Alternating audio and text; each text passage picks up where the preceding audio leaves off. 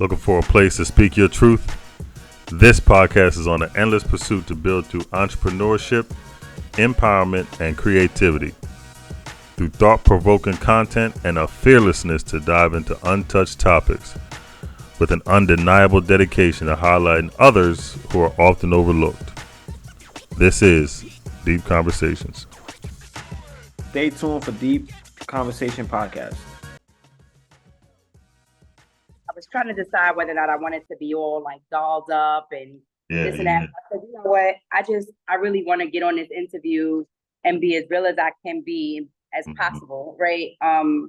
For those that are aspiring entrepreneurs. Yep. For them to know, like, it's not all glitter and glam, right? But it is worth the journey.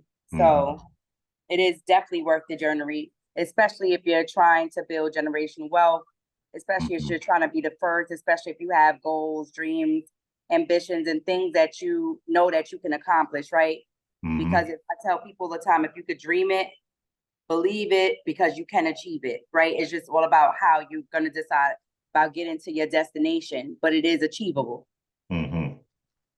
Now, so the name of your building, of your building is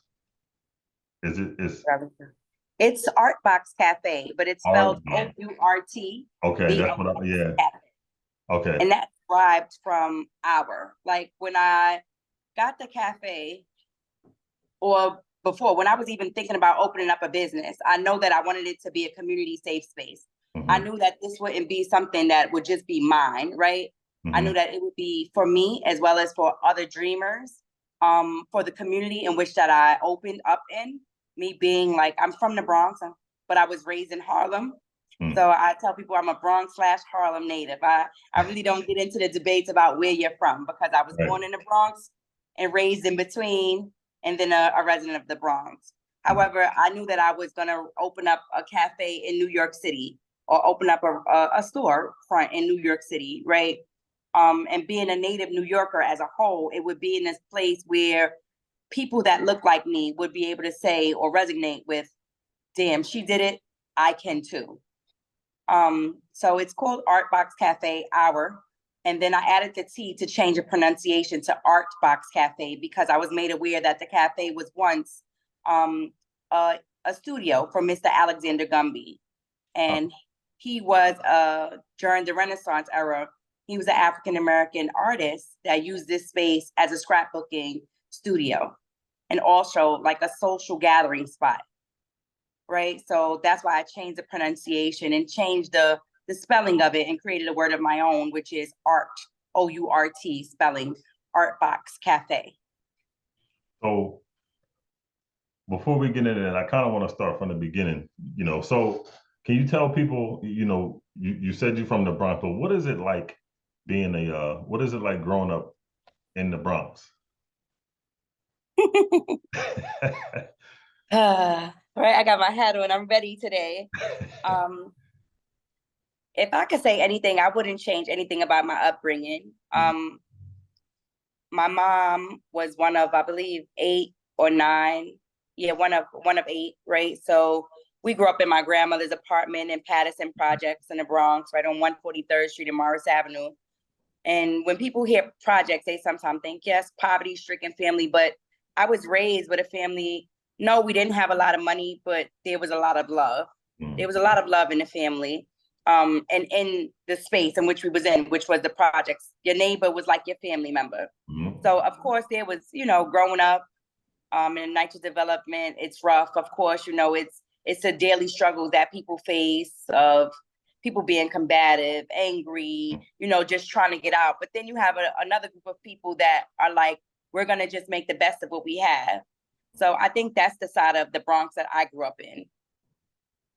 And it's funny you said that, because I growing up, we were 4. It was 4 boys, and for me, for my mom and dad, now that I'm older and I have my own kids, and I understand different things now about life. As kids, you never felt that, like you said, it was a lot of love. So you never felt that burden of like they say, poverty. For us, it was just like, we're around, some nights we might be hungry, but it's what it was. I mean, what it was, we weren't dying. So it was like, No, it was just I don't know. Looking back on it, those were the best. Those memories. Like you remember the love, you remember the get-togethers, all the family things y'all did together. Those were the things. yeah, the holiday celebrations. Hmm. So that was my life growing up in the Bronx. Growing up in the Bronx, it was, of course, like I said, my mom was one of many. So it was everybody at grandma's house during the weekend. It was my mom working multiple jobs, trying to provide for me and trying to find her way. And I think all of the adults at that time were trying to figure things out. And that's what we were all Yeah. like at grandma's house most of the time. But it was our safe haven, right? It was something that Yeah. we knew on the weekends, you go to grandma's house, pack your Yep. bag, right?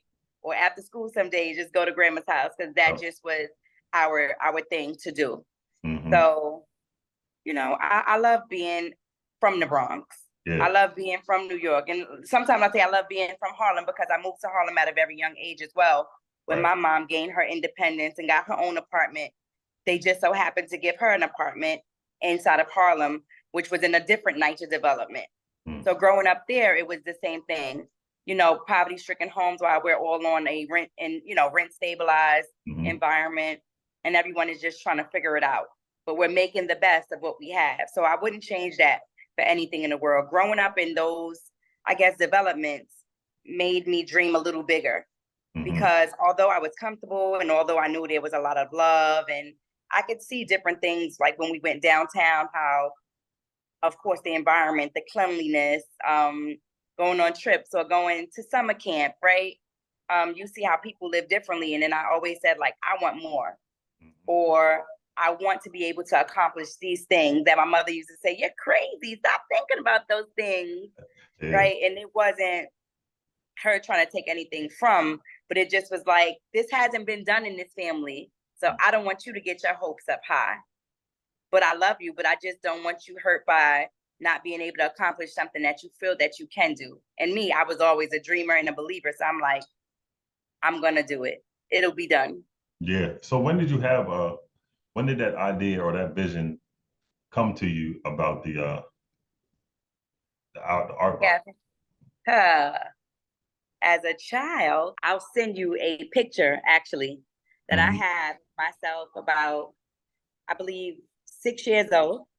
And I'm inside of a kitchen, right? So I always loved the kitchen. My grandmother had me in the kitchen, her and her best friends, Hmm. and we used to bake cookies and Yeah. little pound cakes and things like that. So I'm like, I always used to say it jokingly, or we used to role play as kids, like, this is my cafe, this is my shop. I used to just Yeah. say, this is my bakery. So I've always knew that I wanted to own like a little small bakery inside of New York City. Then it would have been the Bronx, right? Right. But growing up, then now it's Harlem. Mhm. So, but we kind of talked a little bit about it off camera, but I kind of want to get into some stuff about the business that some people may overlook because when you when you uh, when you build your brand, and you build your company, people just see the finished product and they see, and in their mind, it's just, oh, she's got her own business. She's rolling in the money. Like that's just an automatic thing that people do. But can you talk about what really the struggles and the stress that goes into running a business? I don't even know where to begin. I think that even before deciding to jump into being a business owner, Hmm. one needs to have a certain level of discipline, a certain amount of grit inside of them because nothing is gonna go as planned. Nothing is gonna go like a person can write a business plan and you just feel like I'm gonna take these steps and everything is just gonna go right. No. So the struggles can begin from, I guess, even as far as getting approved, right? You have to get approved for the space. So your credit has to be in order. Your finances have to be in order. People think, oh, I know they're doing a lot of different teachings about, hey, get an LLC and go run and get business credit. Yeah. But it's like um, landlords are hip to that. So they're really digging deep into who you are. How long have you been able to maintain a certain amount of finances? Um, who you are as a person, right? All types of background checks. So it takes a lot to get into the space. Now, when you do open up a business, some of the challenges I face daily is employees, being able to hire, from the funding to employ them, their salaries, to being able to vet. Why? Because there are a lot of talented people out in this world, right? And people feel like, why would I work for someone when I can do it myself? That's a lot of people's ultimate goal, is to be a business owner, to develop a brand themselves, to capitalize off of their strengths, off of their talents, right? So being a storefront owner in New York, the rents are high. So it's like, let's do this together, right? But not everyone is going to have the same vision as you. You have to align, be it personalities, vision, what you're putting out there, the product, the services, all of those things. Another thing that a challenge that I face is showing up every day, and staying inspired when things are getting tough. I can be here some days and I have no customers at all. And it's like, okay, you still have to leave knowing that was just today. Tomorrow will be better. Why? Because you're still in the building stage. And some people say it takes 3 years to build a brand. It takes 5 years to build a brand. But you don't have that time when you're inside of a commercial space, and every month you have these bills that you have to pay. Being a single person operator, being 2 places at one time. So a challenge that I might face is trying to figure out, do I stay open for the day, or do I go to a function and network? Why? Because both things, they need me both places. They need me in a cafe for the customers that are going to come through the door. And I need to be at these networking events to put my business out there, to put my brand out there, to meet other small businesses, to offer them products or services, right? So that's a challenge right there in itself.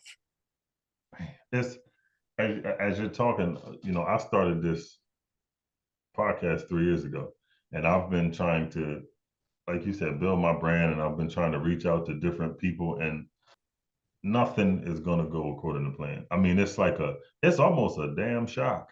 Like it's like you said, you have everything written down, like you got goals that you want to do. No, I mean, writing stuff down and those goals are good for you to see, but when you get out there,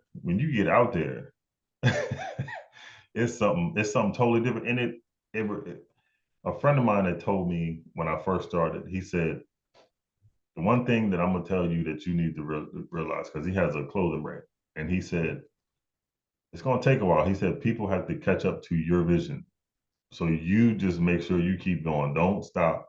It's just you're building your brand, and people got to catch up to that. So just be patient with it. And every day that plays in my head, because, whoo, Lord, this thing get rough sometimes. No, have grace with yourself. I would say have grace with yourself. Give yourself grace, rather. Because it's like a baby, right? It's a newborn baby. Or I would make it something more relatable. It's like being from a specific area. Like, you're from Delaware, I'm from New York. We don't know one another. We're not there yet. We're not household names yet. However, there may be people that are close to you that's like, you don't know him? You sure you I know. Yep. know him? Right? So you sure you don't know Ryan with the podcast? They're like, no, yeah. I don't. Yep. And it's not to get offended, but it's just like, they'll get to know you. How would they get to know you? By word of mouth. So now you're all the way in Delaware and I'm in New York, but now I'm getting to know Ryan.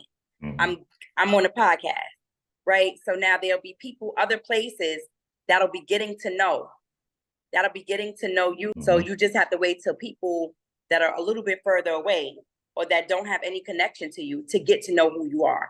And that's the same with your brand. You're developing your brand, you're doing interviews, you have this podcast, and I'm sure that it'll be great. I'm sure that it is great now too, but you just have to allow people to get to know it, to become familiar with it. And once people start becoming familiar with it, and then you become a household name, it'll be like, this is what we've been missing, right?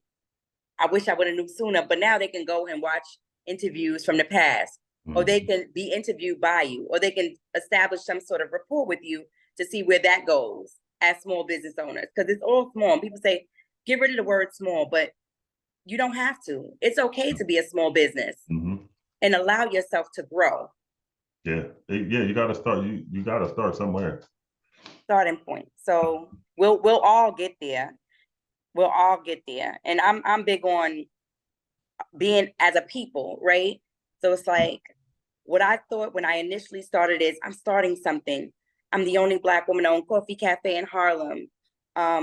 Other people that look like me, from women to people of color to people from Harlem to people from New York, they need to see my vision the same way I see it. And it wasn't until I continued to show up to say, that's not how it works. You have to have a product, you have to have a service, or you have to have something that'll make people want to support you. Or that same thing will be the reason why people don't support you. Why is that? Opening up a business in the area where you're from, not everyone is going to see your success and want to applaud you. Some people may see it as, why her and not me?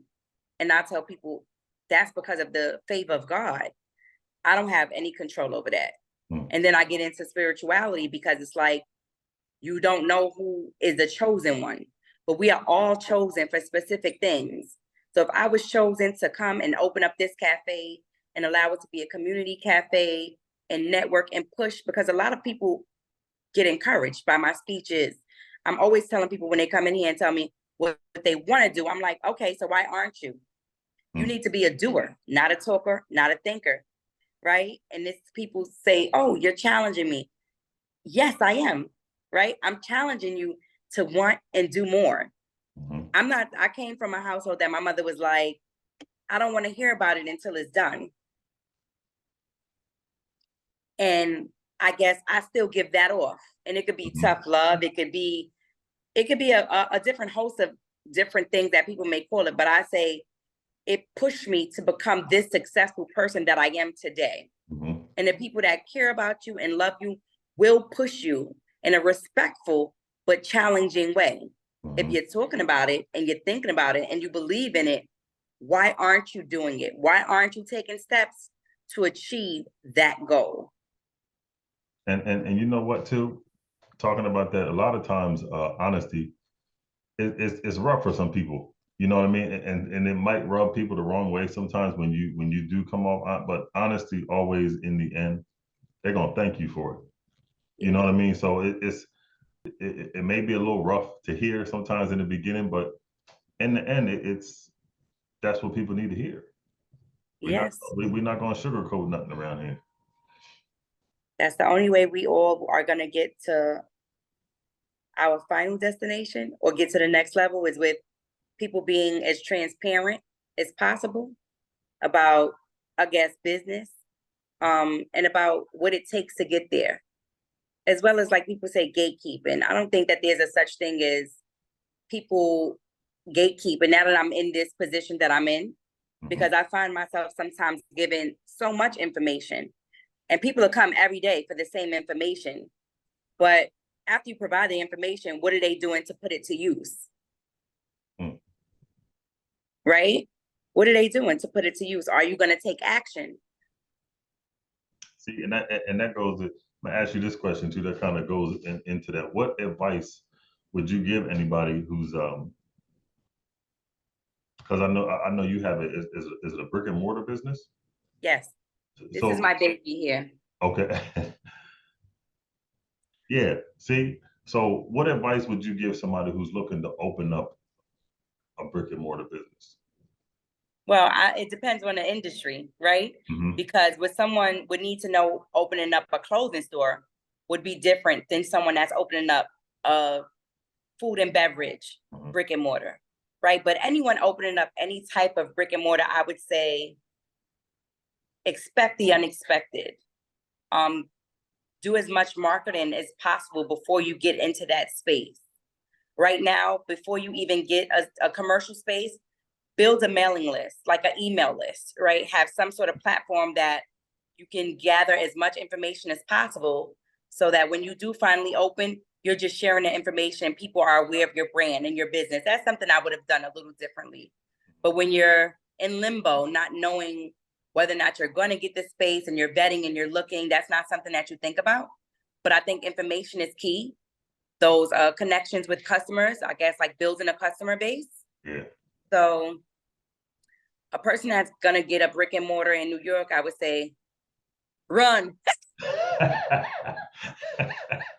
Don't edit that out. Run. No, I'm joking. But on a serious level, I would give this type of advice. I would give is just prepare yourself. Prepare yourself to grow with your company and your business, right? Don't expect friends and family to be your only customers, right? Because they too have salaries that they're trying to live off. They too have lives. They can support you, but those are not your day-to-day customers, right? There are millions and trillions and billions of people in this world, and try and tap in and connect with strangers. Those are going to be your customers, your daily customers. You need to provide a service for a target market. So while you're trying to build your business, I would say hone down and try and get a target market. Know the people that you're trying to sell whatever or trying to offer whatever. Know who your target audience is. In a nutshell, get to know your target audience. That's what I would say, and build a mailing list, an emailing list. So you having this cafe, and this cafe is one of two in Harlem? No, it's the only. It's the only. The only, yes. Okay, so I read that. Okay, see, so that's even better. So you have the only cafe in Harlem. What would you Coffee say? cafe. I have the only Black woman-owned coffee cafe in Harlem. There are coffee shops, That's big time. but I used to say I'm not the only, and I was big on saying I'm not the only until I was made aware that I am the only Black woman-owned coffee cafe and event space in Harlem, or event studio in Harlem. Mm-hmm. So I really take pride in that, and that was an accomplishment that I was able to achieve under 40. So that's also something big. Mm-hmm. So what would you say is your signature drink or food inside the cafe? Well, I went viral for my banana pudding as well as my carrot cake bread. I make these loaf breads that are really, really excellent, good. Carrot cake is being like one of the fan favorites. Mm-hmm. So I'm coming down to New York, and I'm coming down Harlem, and banana pudding. I was going through your Instagram earlier, and I seen I think it was on the news, and the guy was talking about the banana pudding. Yes, that's I just shook my head because that's my favorite dessert. So I'm like, when I go to New York, I'm going to Harlem. I'm shouting you out. I'm coming down there now. Yes, I would love that. Come on by, get some banana pudding. I'm going to be actually adding some more things to my menu. I just went to this I guess it was a restaurant expo yesterday. Mm-hmm. So I will be adding like some sandwiches, some different type of salads. I'm trying to figure out, I was doing chicken and waffles or chicken and croffles at one point. Yeah. But when you get like 30 or 40 customers in at the same time, it could be a bit much for one person. But they were really, really good. They don't offer chicken and croffles in Harlem. And a croffle is like a croissant waffle. Mm. And there aren't any restaurants in this community that offers that. I actually got that from India. I was looking at some of their coffee shops, and I saw like, okay, they don't offer this there, but this is dope. I tried it out. But it's just about the amount of time that it takes to make, and do the customers have that amount of patience? Because some people want to grab and go. Mm-hmm. You just listening to some of this stuff, and then when I was on again, like I said, I was on Instagram. I was looking at some stuff. You're sitting on landmine. I want you to know that it's on. It's coming. It's on its way, and it's gonna shock you what God gonna do now. Yeah, it is. It's because you have like you said, it's a target audience, and you have it's unique. The things, and you're in the business world, and when we're trying to create something.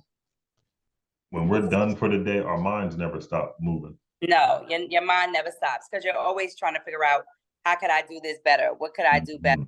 Or preparing for tomorrow. And that's another thing as a business owner. I would say, get used to long hours. If you are upset at your job because you don't want to work overtime, just don't as an entrepreneur, you have 10, 12, you may have a 20-hour day, right? Because from open, if you have a brick and mortar, from the time you open to preparing for your day, to closing and getting prepared for the next day, your day never stops. Your day never stops. Mm. But it is worth it. Sorry to cut you off, but it's worth it. Why? You're creating generational wealth. I'm a summer youth employment site, right? So I'm able to hire up to 30 kids each summer, and they are paid from the city $16 an hour. So now this is a gun violence prevention program as well, because not only are these kids able to, make money during the summertime, now they're not on the streets because they'll be in here working with me, or I'll have them working on specific projects.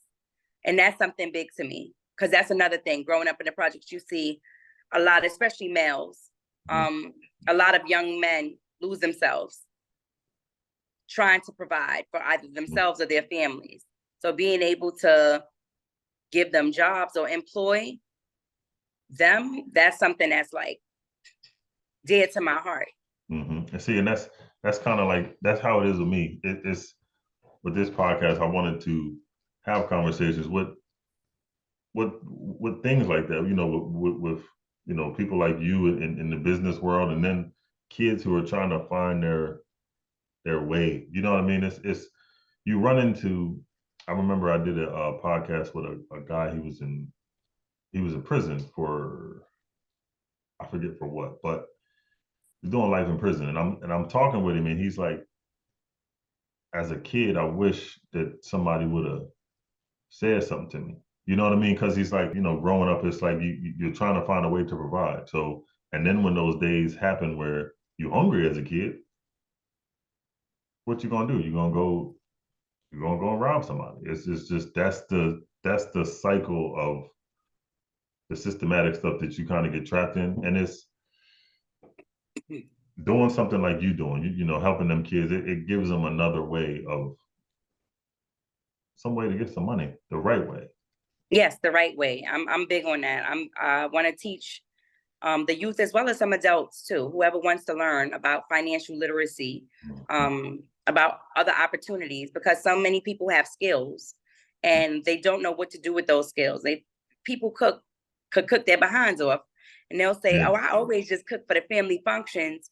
But no, you can actually like sell platters. You can go and get a food handler certification, and you could possibly go into like a ghost kitchen, and you can start selling food from there. You can get on Uber Eats or Grubhub, right? You don't need any additional college or certification to do those things, right? It's something that you would have done if someone told you. So let me tell you. Yep. Or kids, showing them, okay, because where I am, like not only like on the block that I'm located on between 138th Street and 5th Avenue in Harlem to 125th Street, I would say there are 2 Black businesses, right? In Harlem itself, the amount of minority-owned businesses are under 2%. Man. So it's like, okay, ladies, okay, people of color, okay, what are we doing? Right? And now with the way of the world and all of these people migrating here, I don't know how that will change as well. So I just feel like we need to continue to show up. Yeah. We need to continue to show up. We need to continue doing. And I tell people, and they ask me, how do you feel when you got this space or when you were approved? I'm like, I felt like Barack Obama. Yeah. I felt like, mama, I made it. Like, I still get emotional thinking about it because I'm working right across the street from a school where there are other Black and brown kids that are attending that school that may feel like that'll be me one day. So this is a positive person. Yes. They get to actually see it. Yep. Yes. Or, when I was growing up, going to different stores, and it was so many people that looked like me that were business owners. So I feel like that's very vital inside of the community, especially in a community that's surrounded with all different types of people. But we're located right across the street from the projects. We're located right across the street from several schools, right down the block from Harlem Hospital. So it's like, even people that work 9 to 5s, and it's nothing wrong with working a 9 to 5, but if you feel like you can do something else, even if it's on the side, you can open up a small business on the side. I'm proof it can be done. Yeah. People from my projects that is on 125th, which isn't far from here. It's like, that's Lydia from the project. Some people's like, you don't get mad when they say that. I'm like, no, I'm happy. Yeah. I'm very happy that you know that I'm Lydia from the projects. I'm very happy that you know that I was able to put my thoughts on paper and actually pray on it, manifest it, and now I'm here in this space as a business owner. So I'm very happy that you know where I came from and know that I wasn't given this. This wasn't something that my family had passed down to me. This wasn't something that someone just sat in my lap. So this is the first generation person that had dreams, goals, ambition, and went out and did whatever was possible and was able to accomplish her goal. So do you have any plans of expanding? Yes.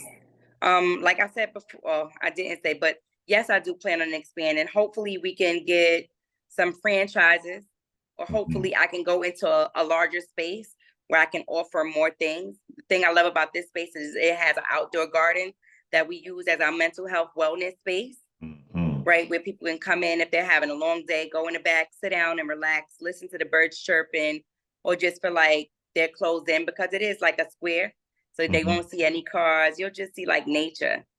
So yes, my goal is to expand. My goal is to hopefully franchise or to open up other businesses that will be similar to ArtBox Cafe, but with additional things that we offer. Also, I know that I want to get a nonprofit leg in because of a lot of the things that I do for the community, which is like the Free Food Harlem, where we feed the homeless community, the network mixers for small business owners to come in and get to know one another. So I feel like in a different space, we'll be able to do those things. So that is the future of ArtBox Cafe. Yeah, that's gonna be dope. We I mean, down here, that would be dope to have something like this down here. I mean, we have some spots, but Delaware is kind of, it's slow. We get when a trend goes and somebody's on to something else, then Delaware gets the trend that's everybody's kind of moved on from. So, cafes and stuff like that, just for people to be able to come and just, like you said, just relax, had a long day, and just able to, and then have some good customer service and all that that's something that's really missing in that field. Customer service, I feel like I've always worked in customer service and service industries, be it sales, be it I was a first responder before, be it like it comes natural. You have to. I didn't get into this business to become a millionaire, right? I got in this business because I saw what was the lack thereof, which was representation in the community. So most of the time, you don't get to meet the business owners because the businesses are so big that the business owners just hire people that continue to show up for them. So you may get people that are not too happy or are having long days or are not that invested into the business. So it's just like, I'm here to clock in. I'm working for you, versus a person that is passionate about what they're offering and is passionate about the community and showing up, because then you're getting a different person. Right? You can feel the authenticity of what they're trying to offer the community. So what was I about to ask you? Oh, yeah. What are some ways that we can support you, for the people who's watching and everything? What are some ways that we can help support you and your business? Well, it's many ways. If you are in New York City, come down and visit me. Right? Come down and visit, patronize. We also offer this space as an event space rental. So if you have any functions coming up, you can inquire about that. Another way is we do have a GoFundMe going on right now. So if you go to GoFund and you type in ArtBox Cafe, which is OurtBox Cafe, you can also contribute by donating to our GoFundMe. And this will help keep our doors open, right? Because of course, with the rents in Harlem, as well as being a new business, you're just trying to get your foot out there so that enough people know you to support you. And that's where we are now. People are getting to know ArtBox Cafe. So I got one more question for you. Through everything you've been through with the business and everything in your life, what has life taught you about you mentally and spiritually? Uh, have faith. Mm. Have faith. When things are getting out of hand, and like I don't even want to get emotional on this podcast because sometimes when you have such big dreams and you go after them, I'm telling you, everybody's going to tell you you're crazy. Everybody's like, why don't you just give up? Because that's the easiest thing that we are taught to do. If it's too hard, give up. Go do something else, right? Go to plan B, reroute. But staying and running and like as running the course is something that without the most highest, I would not have been able to do. Mm-hmm. Honestly, I check out so many times. I'm like, Lydia, what are you doing? Why? You know, people are not coming as often, or, you know, you're here and you're by yourself. You may not have any customers. You may have customers, but you're not making it. You could be doing something different with your rent.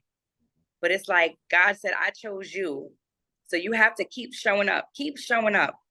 So I would say when things are getting hectic, when you don't know whether or not you're coming or going, when you feel like giving up, just know a breakthrough is coming. Take a deep breath, reset if you need to, take some days off. Don't overwork yourself. I would tell people overworking yourself is not the goal. So showing up every day and keep the faith and keep moving towards your goal. If you don't do that, it's like, what are you in it for? So know what you're in it for. And you're in it for the long run. You're in it. Don't expect quick results. Don't expect, but give yourself grace and give yourself a pat on the back when you do accomplish something. As you're growing your business, don't let anyone convince you that you're doing too much. It's okay to brag on yourself. You did it. You're doing it. So I would tell people all of these things because you're going to be faced with so many different things and not know how to handle it. How do I, appreciate myself, or how do I applaud myself without people feeling I'm being big-headed? It's okay to be big-headed, right? Why? Because you're doing it. You're putting in the work. So if you're putting in the work and you're not able to appreciate your wins or just understand and acknowledge, that's the word, acknowledge your wins, then what are you doing it for? So acknowledge your wins, but do not never be satisfied with your last win. Right? So you have to acknowledge your wins, but never be satisfied. Don't get comfortable in that space. So you accomplish something, give yourself grace, go to the next thing.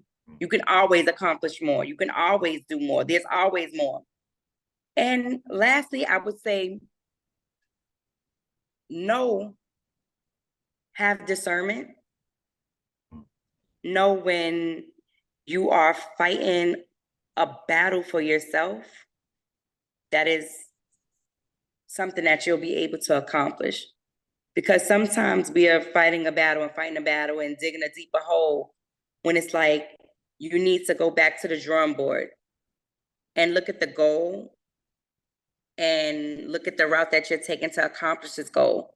Because you could keep this goal the same, but maybe you need to go about accomplishing that goal a different route or a different way. So that's very important too. If you're doing everything the same way every single day and you're getting the same results, that may not be the way. So you need to sit down at that drawing board and think about ways that you can accomplish this same goal. Everything you said today, it helped. I know it's going to help others, but personally, it helped me because sometimes when you're on this, when you're doing your thing and you're trying to create a way for yourself, it's never going to go according to plan, but we got to learn to stick to the script because things are going to happen. And really what that is, and that's the faith. God is going to say, you know, God is telling us, I'm seeing if this is what you really say that you wanted. Mm-hmm. Because, you know, without this, I'm not just going to give it to, I'm not just going to give it to you. I'm going to see No. if you, and it's that much more gratifying when you get through the mess. Yep. There's no testimony without a test. Mm-hmm. So understand you're being tested. Mm-hmm. You're always going to be tested to see how bad you want it. Do you believe in me? I tell people all the time, stand still and let God be God. Stand still. You're trying to accomplish all of these goals and you're doing all of these things and your mind is moving and you don't understand why you're unable to accomplish things is because you're not, it's already written. Stand still and let it play out. Mm-hmm. However it's going to play out, that's what it's going to be. But just know that you tried your best. As long as you showed up every day and you did as much as you could, you did your best. Mm-hmm. You tried your best. That's all. That's it. Mm-hmm. Stick to your script. If you are an aspiring business owner, I would say stick to your script. Don't allow anyone to come in and tell you how you should be doing things or why things aren't working out for you. If they are not invested, if they're not showing up every day with you, they don't know what you're going through.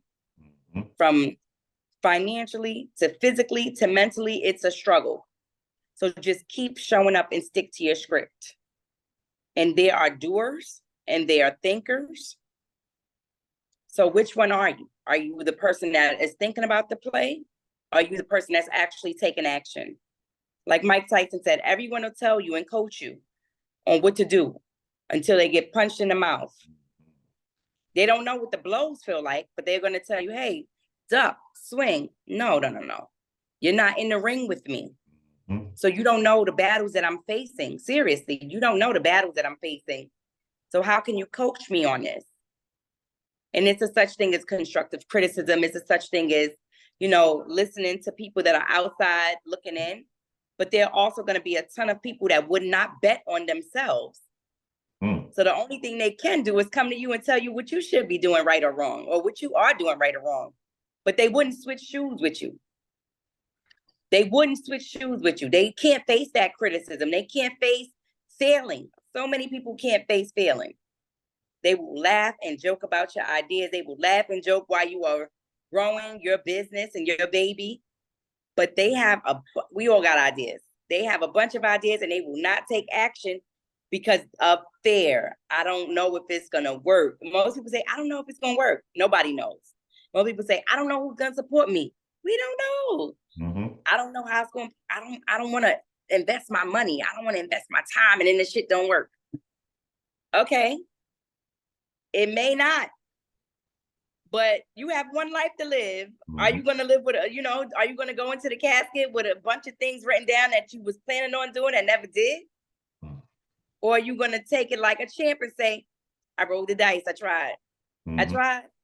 I tried, right? I tried. It didn't work. Or I tried, but this wasn't for me and I needed to do something else.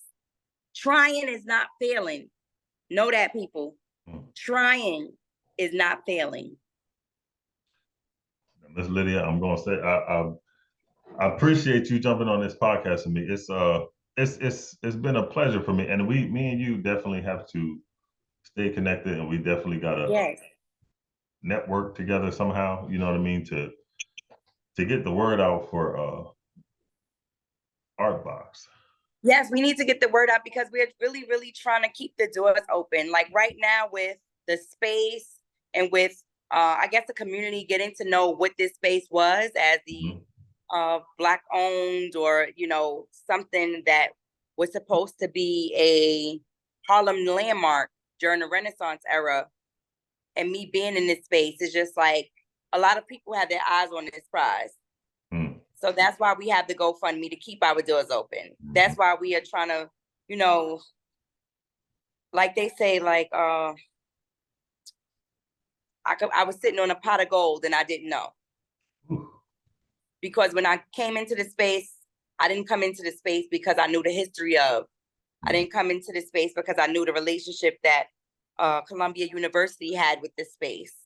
With the Mr. Alexander Gumby has his art exhibition currently inside of Columbia University. Wow.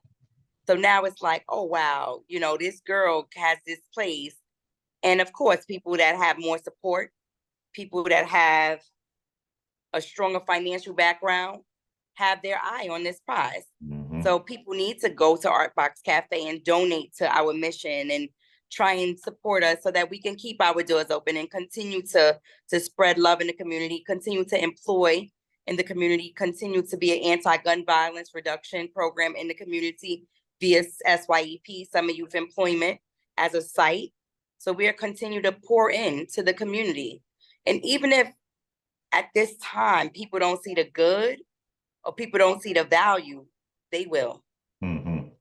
They will. Over time, they will. Mhm. Because the type of love and compassion and what I'm pouring into the community probably hasn't been seen in years. Mhm. There's a few people in Harlem, I won't say that there isn't, but not one person can't do it alone. We all have to continue pouring in. You're on YouTube, baby.